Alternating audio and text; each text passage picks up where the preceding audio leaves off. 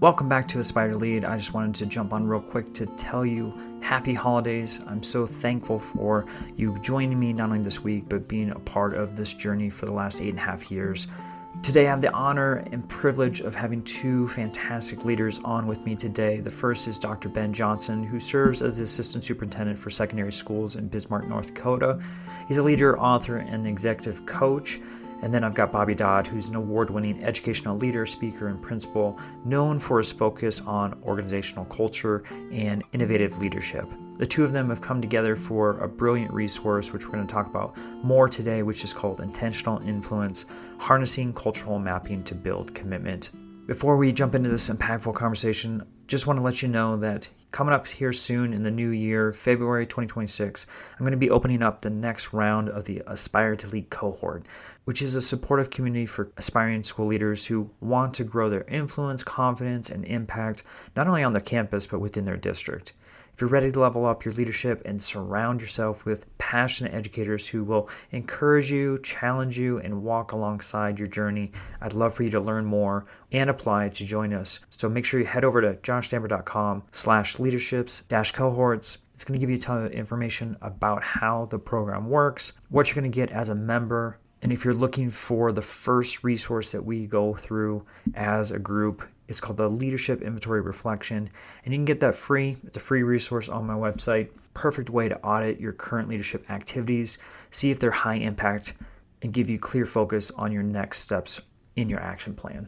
So make sure you head over to joshhammer.com, check out the details, and submit your application today. With that, we're going to jump into our conversation with these two amazing leaders, Dr. Ben Johnson and Bobby Dodd. Welcome to Aspire to Lead, where we empower educators and school leaders to grow, inspire, and thrive. I'm your host, Joshua Stamper, author, speaker, and leadership coach, bringing you conversations that spark transformation, challenge the status quo in education, and equip you to make a lasting impact on your campus or in your district. For more information and resources, visit joshstamper.com as we're looking to ascend to new leadership heights together. All right, welcome back, Aspire Leaders, and happy holidays. As I have a gift for you, I have two amazing leaders with me. I've got Ben Johnson and Bobby Dodd, as they have a brand new book with Connected Ed. I just love the resource. Can't wait for you not only to check it out, but get it under your Christmas tree before the holiday arrives. So with that, Ben, Bobby, thank you so much for being on Aspire to Lead. Thanks for having us, Josh. Appreciate it. Yeah, thanks for having us on. Yeah, seen the book. Can't believe that it's already out. I know this is a big project for both of you, the writing process alone, but then you get into, the release of it too. It's almost like another world that you're in right now. But before we dive into this awesome resource, I'd love for you to share just a little bit about your educational and leadership journey. So Ben, do you want to kick us off, and then we'll let Bobby describe his journey too? Sure. I started off as a high school teacher, taught AP psychology and U.S. history, kind of built pretty engaging classrooms, coached some soccer along the way, and did some of that work. And then was pursuing my master's, got that. And in the meantime, we'll go into doctorate program. An opportunity happened to be an AP, and so took that with a little bit of emphasis, curriculum instruction, so teaching, learning, definitely a passion, and how we lead and scale initiatives well connected to this work, but also just how do you build that culture and do that leadership that's necessary that's intertwined with management, and then became a head principal. Now for the last 12 years, I've been the assistant superintendent up here in Bismarck, North Dakota, and enjoying the wonderful work that we're doing here, as well as this passion work on the side here too. That's awesome. Bobby, what about you? Yeah, very similar to Ben. I started off teaching. I taught Project Lead the Way classes, engineering classes for over 10 years. And then I went straight from the classroom to being a building principal in a rural location in Ohio. So that was a learning curve, as you could imagine. And then at that point, I went and took another principal role in a suburb of Columbus, which was probably about 5 times the size of the school I was at. So that, again, it was another good jump for me. But and then I went and took a job at Mason High School as being their principal. It's one of the biggest schools in the state of Ohio. And then now I'm down and take a step back, I guess some would say, but I don't look at it that way. But I'm assistant principal down here at May River High School in Bluffton, South Carolina. So I've had a little bit of a similar journey as Ben, as I've taught and I've coached and really gotten involved in and organizational strategies and data analytics and things like that is a principle that I think sometimes are overlooked in the field, but it's something that I enjoy. And so again, I appreciate you having us on here today. Totally an honor to have you. And I would love to dive into the book. The title alone is just so intriguing. So the title of the book is Intentional Influence, Harnessing Cultural Mapping to Build Commitment. And with that, Bobby, I'm going to throw this at you. So when you think about creating a culture of influence, what does that look like and feel like in a school or, to Ben, a whole district? Well, I think when you start to looking at creating conditions that support learning and growth, and on top of that, you do that while you're understanding each individual as a person in whatever organization you're in. Ben and I talk about this all the time. The book really focuses in education, but when it comes to anything, any type of business, any type of setting, you really need to know more about the conditions that are in your building and the people, and you get to know them on a personal level.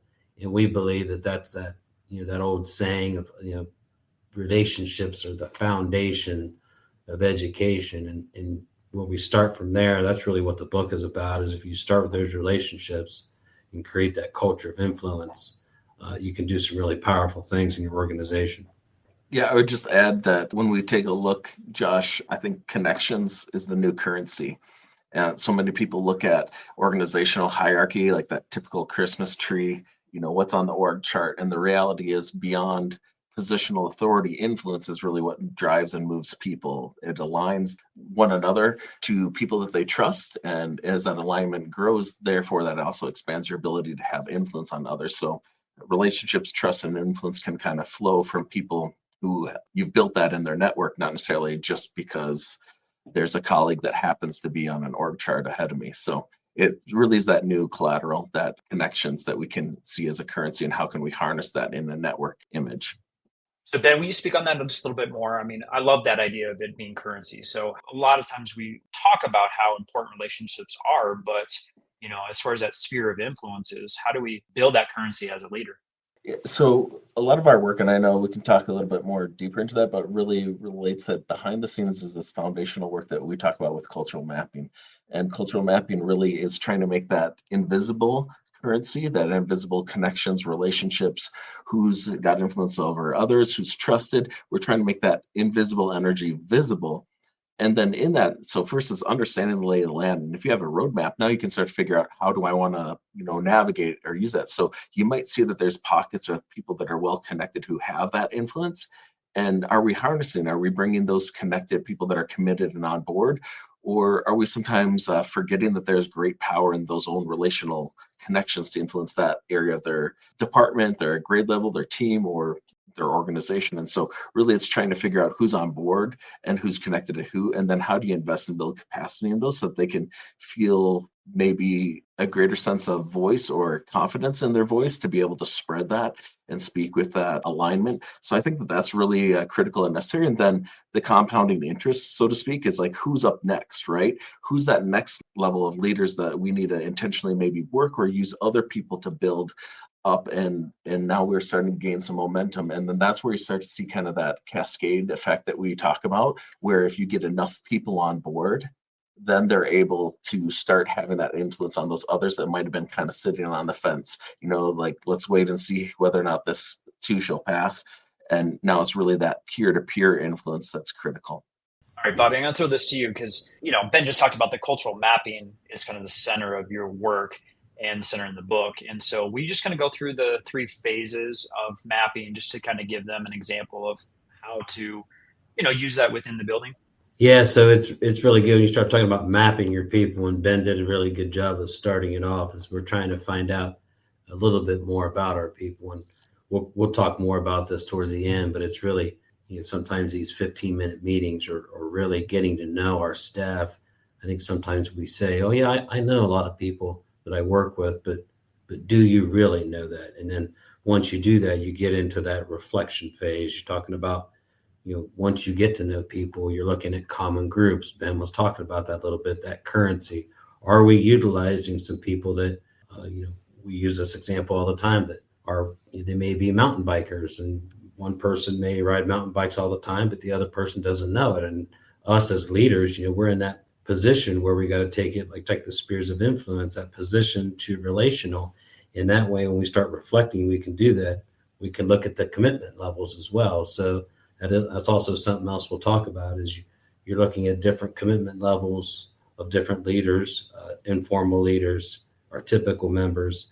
And then we look at like elevating those relational, that connectivity as well. So, how are we going to get the example I brought up about the people that both ride mountain bikes, or a number of people? How are we going to use those connections between them to elevate, our organization where we are?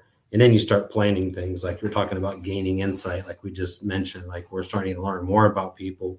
We look at identify points to move forward. So can we connect them together in meetings? Can we connect them in social settings?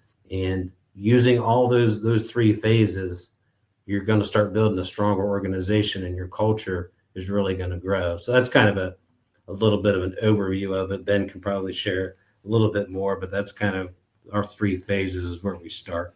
Yeah, I would just reiterate, it's like, so in that process, again, it's trying to capture the leadership that's the day-to-day work, but right, you're figuring out who's really got influence. Do they have formal influence through positional authority, like a department chair or or is it more of an informal influence, like, hey, when they speak, people listen, and they've got that social capital. We say it becomes professional capital.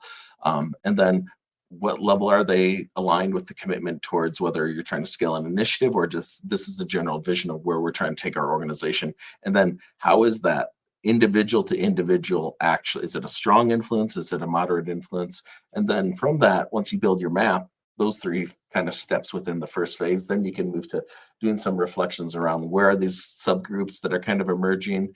You can look at it by individual level, like commitment, and how you can start to move that and evaluate who might be some opportunities to be able to see who's connected to who and how does that influence. And then you start planning. Okay, so now you got a roadmap, but it's not just like, hey, this is what it is what are you going to do with it? And then that becomes part of how you can work towards trying to figure out where are entry points and where might you actually be able to document, like the mountain biking example. Like if people like their boss, I think it was Gallup poll said like 90% of people stay when they like their boss and they have a friend at work. So part of our work when we say, hey, retention is the new recruitment, is we're trying to retain our talented people and make sure that they're aligned, that they professionally feel like they have a place, but also personally that they're connected to people. And so that professional capital is based upon personal relationships as well. And that work has been fantastic in my past with really trying to create sometimes opportunities. Sometimes it's taking people to PD together and just creating that space for conversation in a van ride or, around a dinner table. As we go through it, it's always just peeling layers of onion to get to know your people, because you have to try to kind of be that connective tissue and start to see the big picture as you zoom out. All right, so let's go deeper in that onion. So you talked about mapping your people and having these conversations and understanding what they like to do. So you also talked about shared commitments, and I'd love for you to touch more on that. Obviously, in leadership, we know communication is so key for the success of not only you as a leader, but also your building and the initiatives and things that you're trying to build on a campus or within the district. So what does that look like in regards to that shared commitment, and how do you build that staff-wide, campus-wide, district-wide? To me, I first need to try to understand who aligns to my values. And so sometimes when we talk about leading oneself, you need to be clear on what do you believe? What are your core values? Because I think sometimes people try to lead and they haven't really actually done intentional reflection on what is it that I really will not compromise on. So this I believe. And so when you start figuring that out for yourself, you can also have that same discussion with an organization. And it might be like, this is what we believe. Do we all agree to this? And then there's some reflection. We always talk about categorizing versus labeling people. And I think that's a really important component that I think some people could misunderstand, because if you feel like you're labeling someone, it kind of feels dirty, right? But when you're categorizing, it's like, this is the evidence I have. Show me different evidence, but this is the only thing that I've seen people in terms of, are their values and are their actions aligned to where we're headed? Do we believe that all kids can truly learn? Do we believe that relationships are foundational? Do we treat people with dignity? So if those are things that you espouse as an organization or as a leader, who seems to be on board with that? If you're talking about scaling an advisory, or you want to scale a project-based learning or some other school initiative, or same thing in the business or nonprofit, you can start to figure out what are your look fors, and we start identifying those look fors that would give us evidence that people are highly committed to the work and not just going through the motions, but actually showing up and actively participating and trying to contribute to that. And then you're also now looking for who are people that aren't just quite there yet. They're almost there, because we know that when we can start to multiply the effect of getting others on board, that's where we start seeing some great synergy, and that momentum builds across. And so what I think is critical in our work is based upon, Roger's diffusion of innovation too, is we don't necessarily try to go flip resistors right away. I know that a lot of leaders can kind of have that little bit of savior complex, and I've seen that play out poorly, Josh. Like, honestly, what I've seen has been far more impactful is to invest in building the capacity of your leaders that are committed and those that are almost there, so that they can feel like they have their voice and find that voice. And sometimes it's our younger leaders that are that next up, right? And as you get that momentum going, they start to influence the peers at that other level. Again, going through those spheres of influence, right? You're expanding naturally versus just saying, well, we delivered the message and the department chairs or the team leaders carried it out. Well, really, was it carried forward in the same spirit and energy that was talked about? But again, that's just being honest with yourself. And sometimes it's a gut checkup. I haven't been clear, and I need to be clear with my people before I can ever expect them to be aligned to it if I haven't been open and honest. Yeah, we get asked sometimes. It's like, we look at the 4 levels of leadership in the book, and we start with oneself, leading others, leading teams, organizations. People say, well, can I just jump in wherever? And Ben and I are huge proponents of, like, you have to start with yourself. Like Ben was saying, you got to lead, figure out who you are. And once you do that, then you can model that for the people in your organization. They're going to see that, and they're going to lead with that. But you can't just jump in and look for that savior, because you got to figure out who you are first as a leader, and then others are going to see that. And then we believe the spheres of influence will carry themselves out. Yeah, so true. All right, Bobby, I'm going to throw this to you. So, Ben had talked about categorizing people versus labeling people, and I think that's huge as a leader. So what does that look like as far as the categorization of those folks? Do you have some examples of how you would categorize the people on your campus? And then the second piece is, do you also use categorization to address maybe disengagement or resistance towards something on the campus?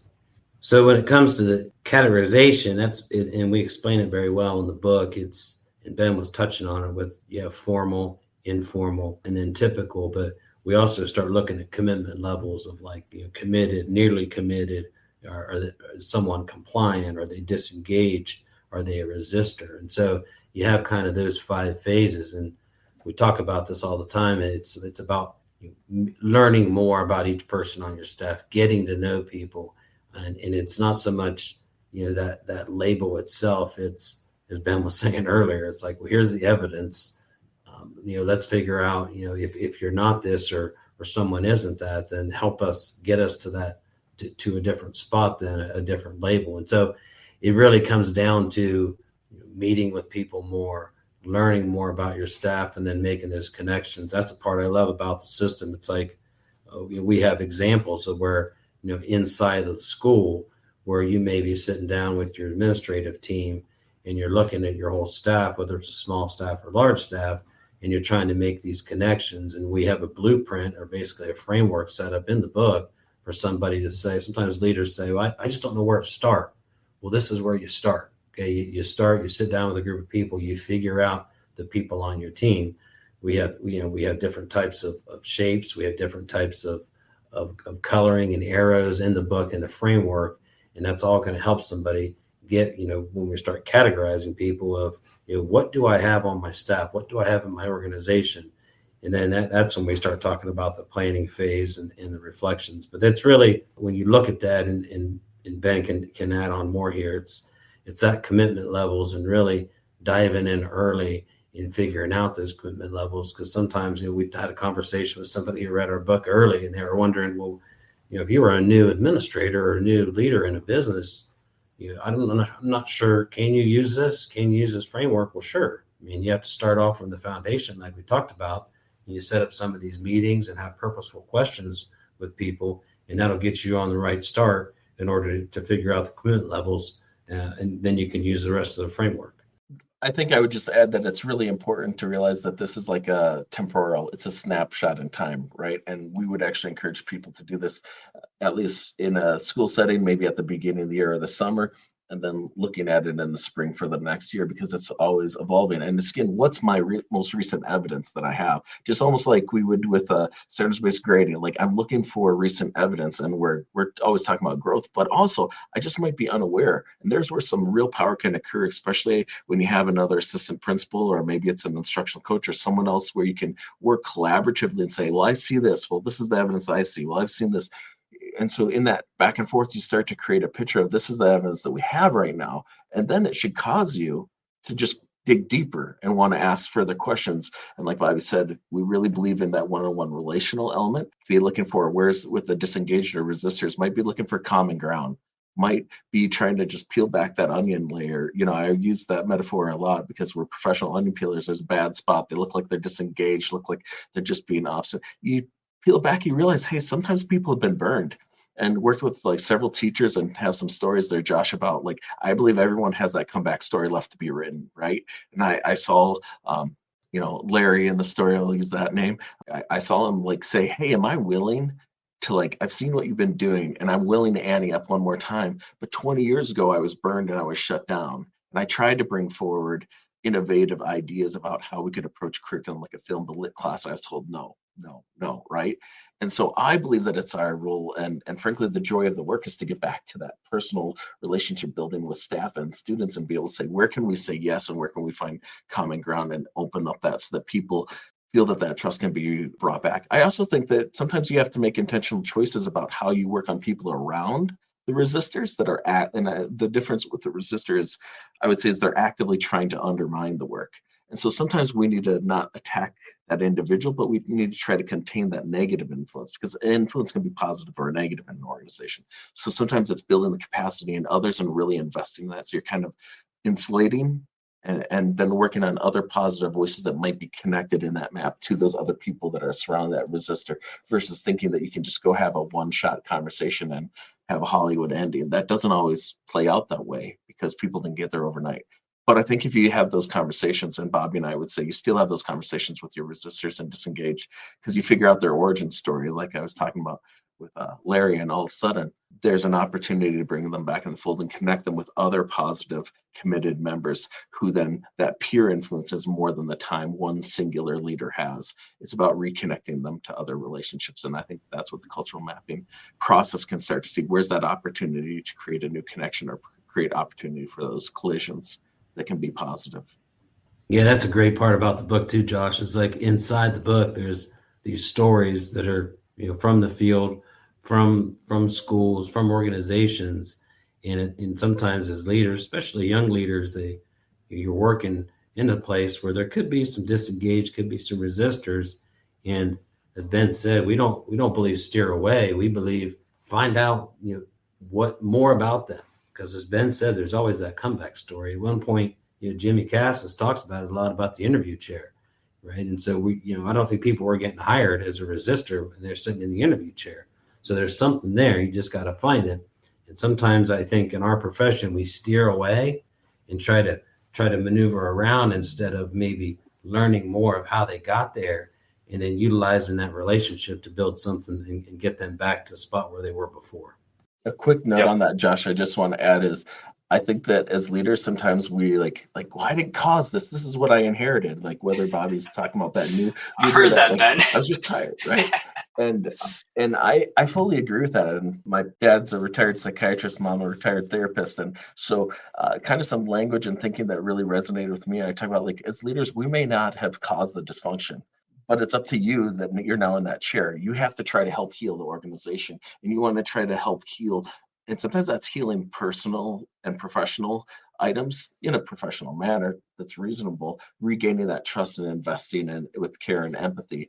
And so just sometimes just hearing that story and figuring out where they are. And it's not about like someone flipping, but it's like, can I move you along that continuum? And that's why we say a continuum of commitment. Because at the end of the year, can you inch along? And sometimes that's direct work that a leader does, and sometimes that's because of the cascades and the intentionalities, we're creating those spheres and empowering others to build capacity and influence others too. That it's like they're bringing them along. The rising tide lifts all boats approach. And I've seen that be really impactful when trying to scale initiatives or commitment around things that seem like it's a change. But are they really just resistant to the change, or were they just not involved, or they didn't feel like they had their voice, or at least wanted to be heard about a care or concern?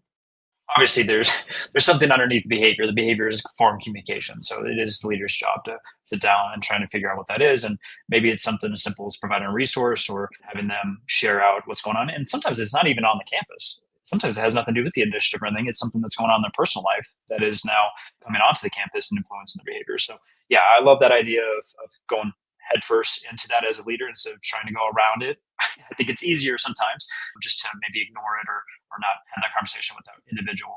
But I want to talk about, Bobby, you had said in the book, there are people that are sharing their experiences and what's going on in their educational world. I'd love to know, as far as the book goes, what is the end of that map? What does that look like for folks? Like if they're actually doing this correctly, as far as taking the foundation that you've provided and they're implementing it, what does that end goal look like for the campus or for the district? Well, I think the end goal is you're going to have a really good feel and a good depth on your organization as a whole and the people that are working in it. And so I think we always talk about in the book, it's about planning, right? So you understand the people that you have and then where you can go with it. And so I think if you do this and see it through, when you're having the meetings, when you're learning more about each person individually, and then you're making the connections, whether you have an initiative that you're trying to, get through in your building, or whether you're trying to just grow the culture itself.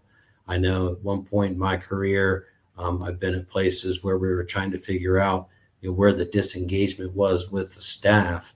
And so when you utilize cultural mapping, you can get a nice basis and a nice feel of where people are, and then how you start making those networks and those connections and get the formal leaders with the informal leaders and even your typical members. You have all that connected, and you start figuring out, well, this is where we were, but then this is where we're going, because that's, we're utilizing our cultural mapping to our benefit. So I think that's the end goal. I think when I was referring to the many type of stories in the book, it's things that Ben and I have seen, experienced, whether it's, a principal who has in a point in their career wondering, what do I do? What next step do I take? Or it's a teacher, as Ben was saying, that hit a crossroads in their career, and really what they need is someone to sit down and listen to them and then give them a shot instead of always saying no. These small little things in organizations, especially in schools, sometimes we look at it and we say, wow, it's so overwhelming. I have a staff of 150 or 200 or 250. But when you really start digging into each person on your staff and look at them individually, things can really change, and they can change quickly. But we both agree that, in the book, that's why we set up a framework, because we've seen it while we're coaching. We've seen it when we have worked in schools. It can be a little overwhelming, but with this framework, what it does, it starts slowing things down for people. The term you're trying to drink out of a fire hose, water out of a fire hose. This really slows things down. And it gives you a framework, gives you a basis, a foundation in order to make some big time changes. Josh, to that point, just to add on, is I use the phrasing like, you get the culture you build, not the one you merely want.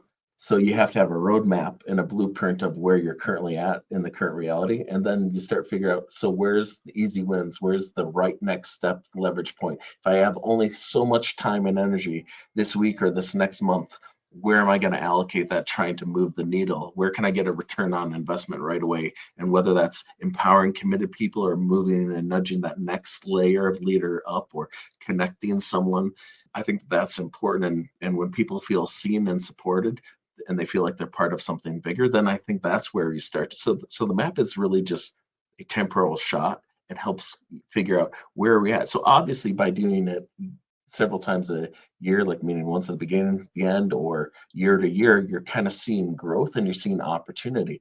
And that's, as a leader of any organization, but especially schools, you almost always have some sort of turnover.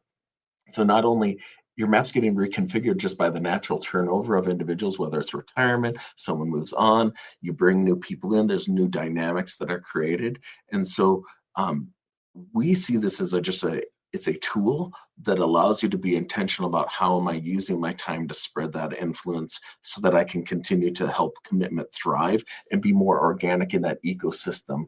So it's not just dependent upon a top-down message.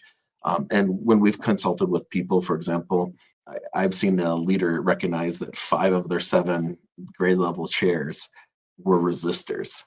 It's really hard to carry the banner, as Jimmy would say, out into that organization if you haven't had people who are aligned and who are carrying forward the message. And so then it changes how your communication and the culture and the transparency. And just, I saw the relief from year to year by some tough conversations, a couple of retirements, and just having some different movement from one year to the next. And in my own experience, when I look at scaling initiatives, you get some critical people. Who do I want to be on a pilot team?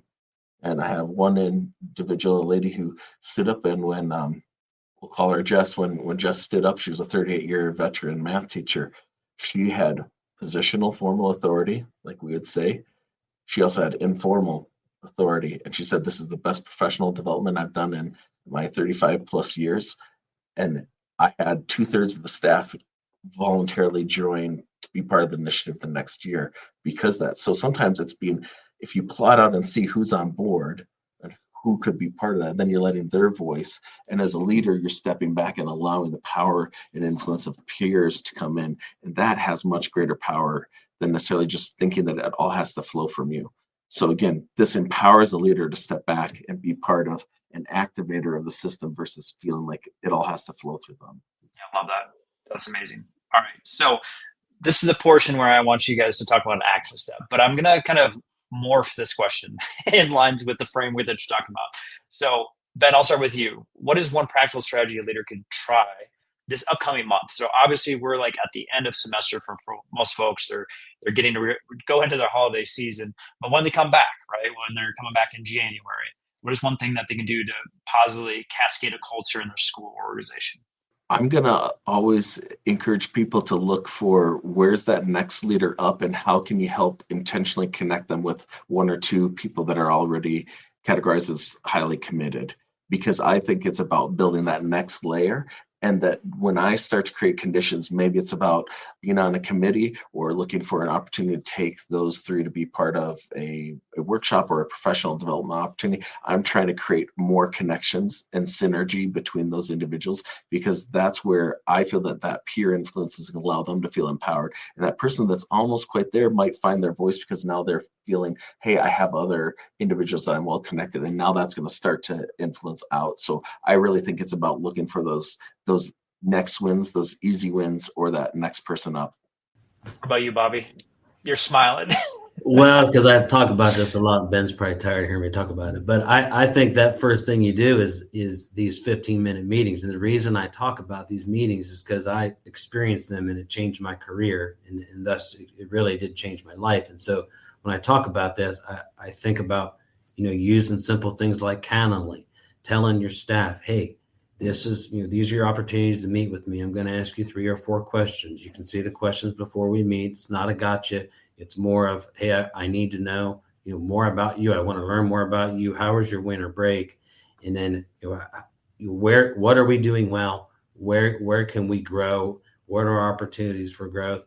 And it's not just a leader and his staff. Ben and I talk about this a lot. We tell people, like, as a teacher, you could be doing this as a teacher with the students in your class, right? So especially with young teachers, I tell them all the time, like, try something like this. Take a little bit of class time and meet with your students, learn more about them, because even things like your discipline issues, you can utilize this framework, and you can utilize the framework as a teacher with your students, coaches, with your team. Ben and I talk about this a lot with people. Like, as a coach, I have so many members on my team. Do you really know a lot of things about the kids on your teams?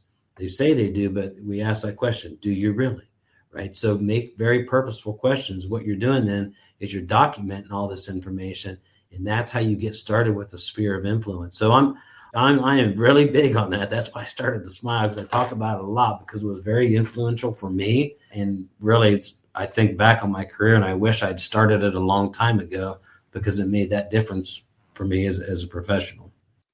I apologize, Josh, and absolutely Bobby's spot on. Those one-on-ones, I know I talked about that. Those are kind of an assumption that you've been doing those all along. And so I think reframing your question as if you haven't been doing that, totally agree. And where to start might be with all, but for sure starting with like some of your leadership team. I think it's just important to have that, whether that's grade level representatives at a middle school or in elementary, or you're thinking about department chairs at high school, or if you're in the business world or a nonprofit, who are your key department leaders or managers. It's just really having that, at least with that first group, to start having those conversations. But again, don't ignore the custodian either. Don't ignore the staff member. And, Bobby talked about classroom teachers.